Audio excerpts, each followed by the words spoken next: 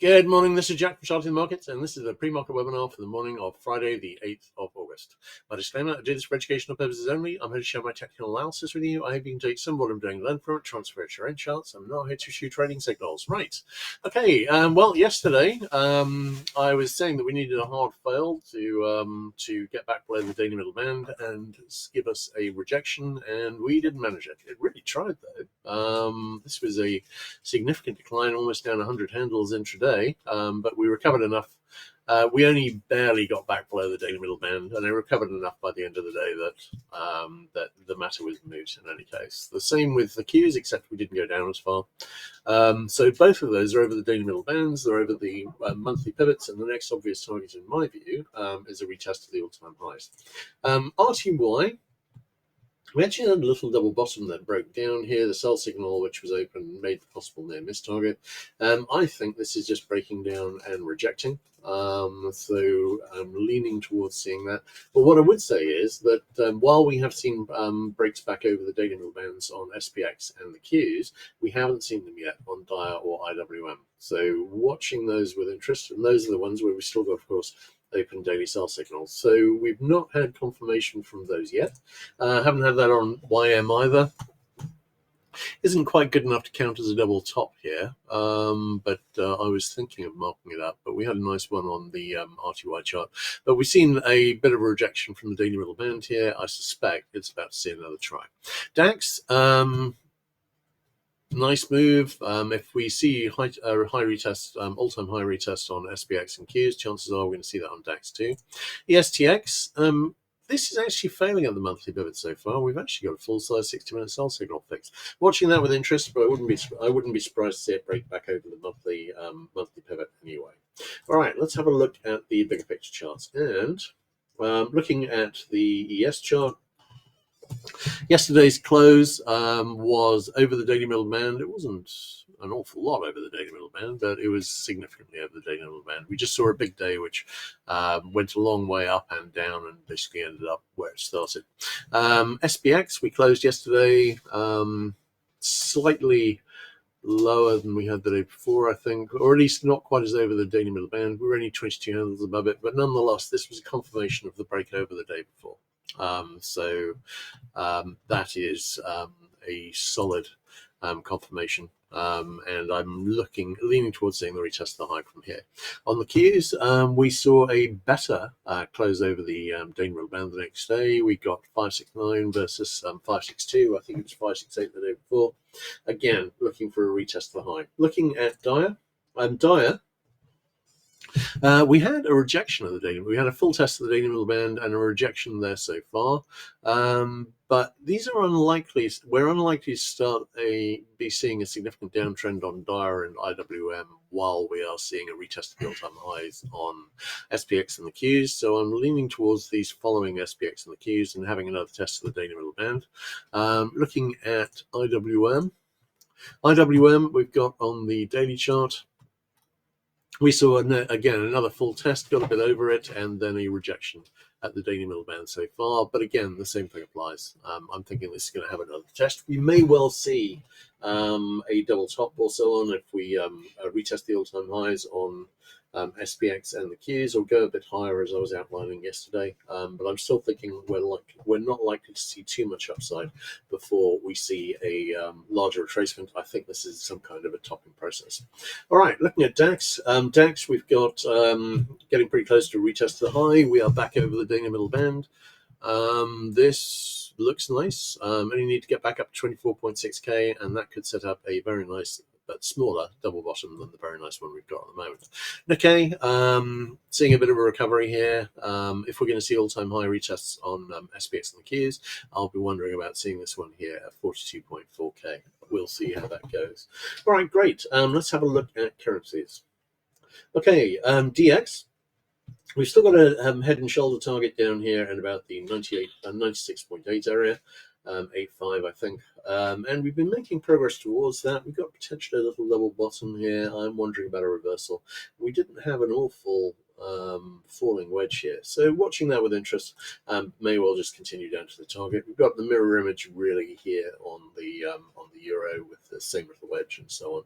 60-minute sell signal is fixed, and that hasn't reached the possible near miss target yet. I think this may just be a bull flag forming though before we set up and head up to the target in this 118 area. GBP is looking interesting because we made it exactly to the declining resistance from the 1st of July high. Now that is interesting. Am I seeing an obvious mirror matching trend line to this? So far, I've got to go with not really. Possibly. It's not great, and it's a way shorter defensive. But how's that looking?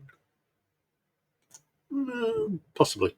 I am watching it with interest. This could be a falling megaphone. We've certainly got a 3-touch resistance trend line, which is at the very least interesting. So we'll see how that goes from there. But if we see a break up, then obviously that would lean bullish. We've got an IHS which is broken up here. That hasn't quite made target. We're not far away from it though. USD JPY. This looks like a bear flag forming at the moment, but it could just be a slightly unsatisfactory double bottom. We will see.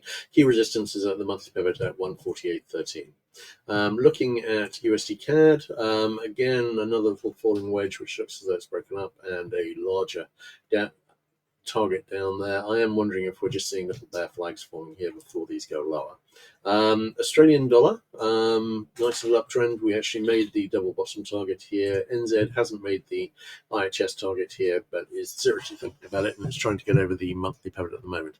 If it fails, we do have a potential of a level top set up here. All right, looking at bonds. I'm leaning towards the downside, but we could see a retest of the high first.